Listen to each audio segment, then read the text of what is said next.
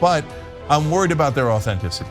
I'm worried that if Trump starts to do all the things that are not at all populist, but the old Republican way of give everything to the corporations, give everything to the donors, that you guys aren't really going to object, and that your audience would be mad at you if you objected. And so I'm worried that there will not be any kind of populism, not only an uprising on the right, but even an objection on the right if Trump begins to betray his promises, does more war in the Middle East, et cetera. Yeah, I don't disagree with you. And by the way, you have to also realize, even on the right, after what happened with Hamas and Israel, the conservative had different factions that you would look at on the positions that they had.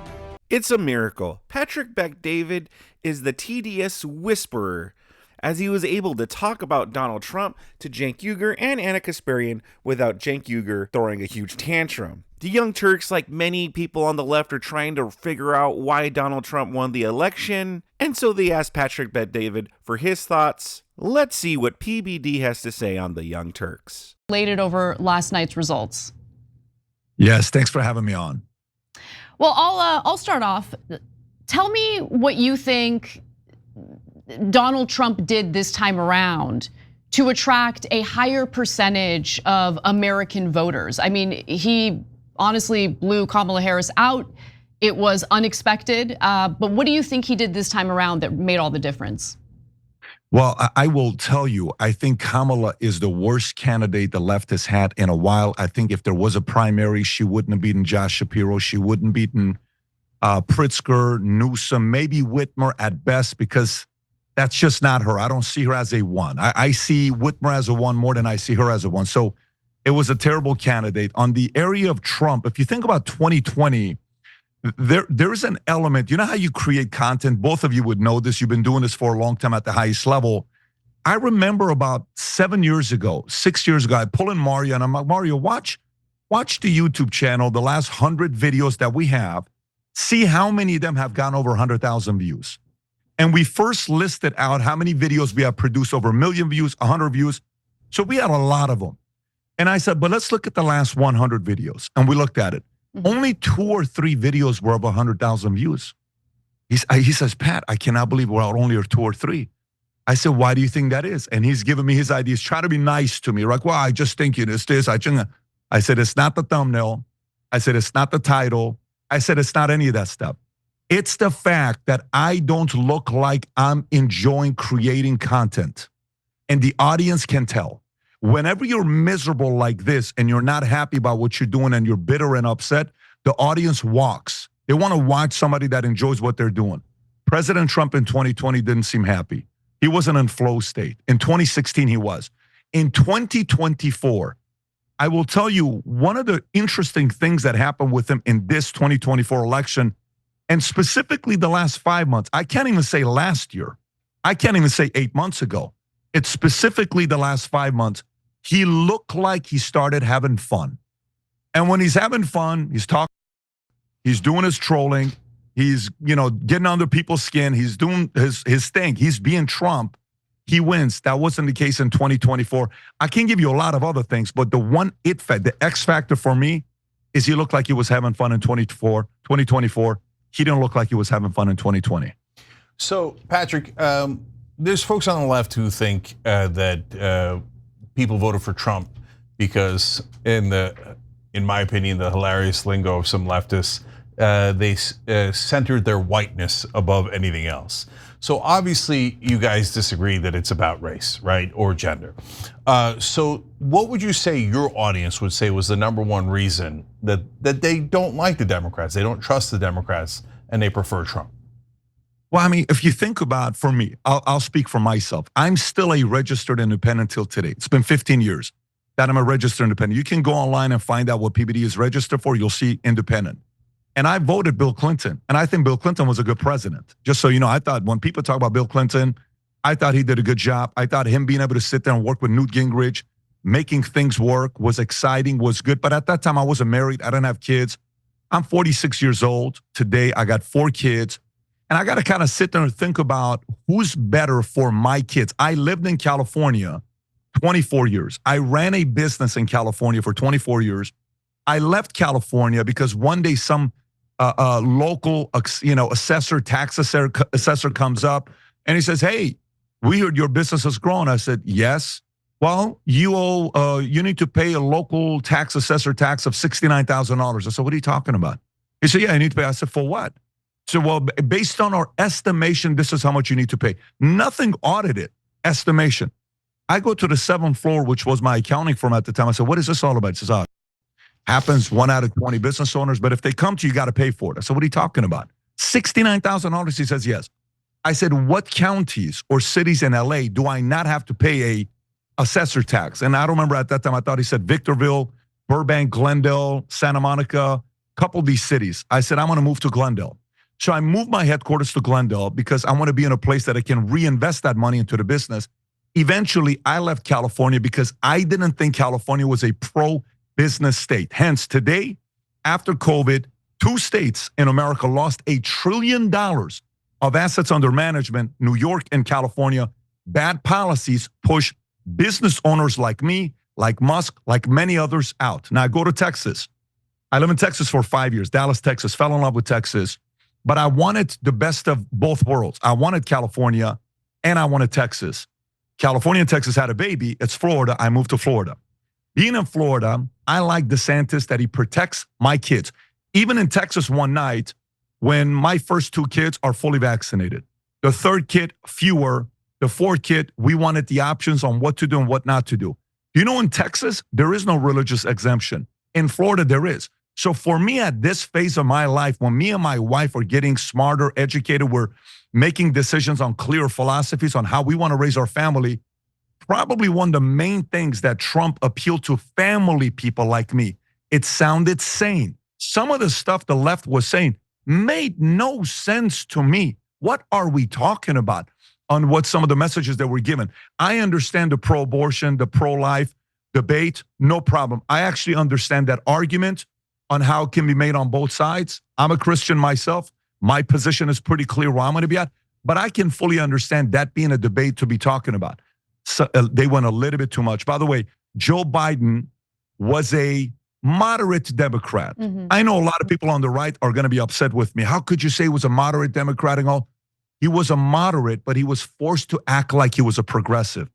But Kamala was a progressive, trying to act like she's a moderate, and she wasn't, and people just didn't believe her. Yeah, I disagree with you a little bit on that last point. I don't think Kamala Harris really has a political identity. I think Kamala Harris will kind of change her political identity depending on what she thinks is beneficial for her in getting elected. So look, I'm a populist. Here we go with Cenk Uygur's classic, "I'm a populist, okay? Listen, I'm a populist." Like, he always starts off his argument with saying, "Well, I'm a populist. I don't like the donor class, okay?" Oh, let's see Cenk Uygur's big brain take, shall we? I'm a populist, so I can't stand the donor class and the establishment, et cetera. I think the Democratic Party lost not because they used corporate robot A versus corporate robot B. I think that they all would have lost. I think DeSantis probably would have lost. I think that Trump has a gigantic advantage because he appears to be authentic. He appears to be populist. I've been on your show. You know that I don't think he actually is populist. So that brings us to the question, which is, look, there is a real rift in the Republican Party for the first time in my life. In the old days, it was always, no, Mitch McConnell and Dick Cheney and George Bush are wonderful people, and they're, God, it just, the donors need everything, and thank God Mitch McConnell got it to them, right? And now I know a lot of people hate Mitch McConnell and they don't like the donor class, they become more populist, but I'm worried about their authenticity. I'm worried that if Trump starts to do all the things that are not at all populist, but the old Republican way of give everything to the corporations, give everything to the donors, that you guys aren't really going to object and that your audience would be mad at you if you objected. And so I'm worried that there will not be any kind of populist, not only an uprising on the right, but even an objection on the right if Trump begins to betray his promises, does more war in the Middle East, et cetera. Yeah. I don't disagree with you. And by the way, you have to also realize, even on the right, after what happened with Hamas and Israel, the conservative had different factions that you would look at on the positions that they had. And the military industrial complex community is like, hey, why are we trying to go to war? This John Bolton guy, all these, Liz Cheney is now this incredible woman that Whoopi Goldberg on The View. Oh my God, Liz, you're so amazing. Her father was like the ultimate military industrial complex. Now the left is kissing her ass. What the hell happened to the left? The one area with Trump that you got to give him credit for, he doesn't want war. And he said it and he did it while he was in. And I don't know if you guys saw what Dmitry Medvedev said a couple days ago when he came out and he said, if Trump even thinks about trying to prevent or get in the way of our war with us and Ukraine, there will be a JFK type style assassination. I'm sure you saw that. And then he came out and he says Kamala Harris is dumb, is stupid, is uneducated and controllable. I think these are some of the words that he used against them. So of course, the position that he had for the first 4 years, doesn't want war. Is he going to go out and all of a sudden be pro-war? If he does that, Cenk, the base that supported him is going to be very, very loud and against it. It's just going to happen. Now, who he puts in as his chief of staff, is he going to bring somebody from the swamp? Who's he going to put around him as a team? I don't know. I mean, at this point of the game, the market votes you in. Then once they vote you in, then they hold you accountable for what you said you were going to do. That part, of course, we have to watch to see what's going to happen the next 12, 24, 36 months. Patrick, to Cenk Uygur and a lot of people on the left, because they're always calling people like MAGA or Republicans or Donald Trump supporters, I should say. They're always calling us like cultists, like we just go with whatever he says. That's absolutely not true. I have seen many instances where Donald Trump has done or said something, and a ton of people on the right are like pissed off at him. Take, for instance, the jab. Now, Donald Trump never came out and forced people to take the jab like the Democrats did, but he was still responsible for it. He was the one who got Operation Warp Speed done. And at his own rallies, when he would try to praise the jab or talk about the jab, he would get booed for it, which is why Donald Trump doesn't talk about it anymore, because he knows that's going to lose him a lot of popularity. If Donald Trump starts undelivering or under-delivering, yeah, people are going to hold him accountable. What do you guys think in the comment section? Leave a comment below, like this video if you like it so far. Subscribe to my channel if you enjoy the content like this. Let's continue. Anti-war message from Trump. So I hear you that he, boasts about not starting any new wars. He did take some actions in his first term that could have very well driven the United States into a hot war with Iran, which I was concerned about at the time. To your credit, you're right. The America First crowd, part of his base that does not want to go to war, pushed back on the possibility of Trump conducting an airstrike in Iran, and he called that airstrike off. But I am worried because right now you have Benjamin Netanyahu, the prime minister of Israel, elated that Trump got elected because he thinks that Trump will do his bidding and will essentially engage in war with Iran on behalf of Netanyahu, in addition to allowing the Israeli government to do whatever they want with the West Bank and other Palestinian territory. So what are your thoughts on Trump potentially pursuing war with Iran?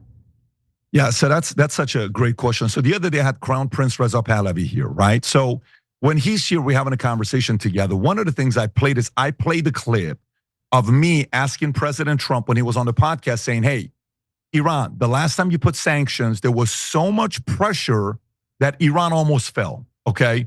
Voter turnout, all this stuff was high. Right now, Iran has the lowest voter turnout it's ever had. Only 39% showed up. I said, would you be willing to do everything necessary to help Iran go back to what it once used to be in the 70s, where the regime falls and it goes back to democracy? And he didn't even hesitate. He just stopped me right there and says, look, Pat, we don't even know how to regulate ourselves, let alone another country. It took him half a second to respond when he said that. I don't think he's on the same page with Bibi. I do think, there is camera talk that you do. And sometimes you're speaking on camera, but people don't know, but you're really talking to your husband, right? Sometimes you're talking to your wife. Sometimes you're talking, just like we may talk to our wife or anybody. Sometimes he uses the camera to talk to world leaders. He's done this many, many times, and he's very strategic with the way he did with Kissinger, when he brought Schumer in, when he brought Pelosi in. I'm going to shut down the government. I'll take the responsibility. He likes to use that, right? I think with the camera, he may be saying something with Bibi, but I think behind closed doors, I don't know if he's going to want that war to be there with him. I don't think that's a priority of this. Now, let's say the other part to be thinking about this. We already know on the first one, he did not create wars on the first one, right? Meaning the first 4 years. This is a second term. Sometimes when you run for office, my opinion, your first term, maybe if you said you're going to do 5 things, you only do 2 of them. And you don't do the other 3 with the hopes of getting reelected. Well, he didn't get reelected the first time, but now he's getting reelected for a second term, right? Is he going to go for everything? Because this is a legacy term. Is he going to be pushing the envelope hardcore? What is he going to be going for the next 4 years? Everybody wants something, Affordable Care Act, Obamacare, right? Everybody has something. What's going to be his? Is it going to be peace? Is it going to be economy? Is it going to be wall? Is it going to be getting rid of the ACA? What is it? Is it going to be exposing the DOJ, the CIA, doing the Twitter's file, FBI files? Is that what it's going to be? What is going to be his legacy? But if he all of a sudden goes pro-war on his second term, it's going to really hurt the fact that on the first term he was a non-war president. Everyone's going to forget about what happened on the first term, and everyone's going to say, oh, that was just one term. He really all along wanted war. I'm not convinced he's going to do that, and I hope a Bibi and some others don't drag America into it, knowing his ability to negotiate offline and using camera and media. I think he's going to be my success rate. I would put him on this on what I think is going to happen. I think 70-30. Bibi's going to listen to him and not be as aggressive as he's been under Biden. Again, my opinion. Yeah. All right. Well, it's going to be really interesting to see because either the right-wing base is correct about Trump or Benjamin Netanyahu is correct about Trump. But they can't both be right because Netanyahu definitely thinks that Trump's going to help him start the war in Iran. So now we're all waiting to see what happens. But Patrick Bet-David, thank you for joining. I think Patrick Bet-David was absolutely 100% correct with his assessment at the end there. He brought up a good point with this being his legacy term, that this is the one that everyone's going to remember him by. And yeah, wouldn't it be smart for him to just go and start new wars in this term? And I do agree that with Patrick Bet-David that I don't think Donald Trump will do that. If you want to see more Patrick Bet-David making good points, I got a whole playlist for you in the upper left-hand corner. And if you want to see the Young Turks making fools of themselves, I got a playlist for you as well.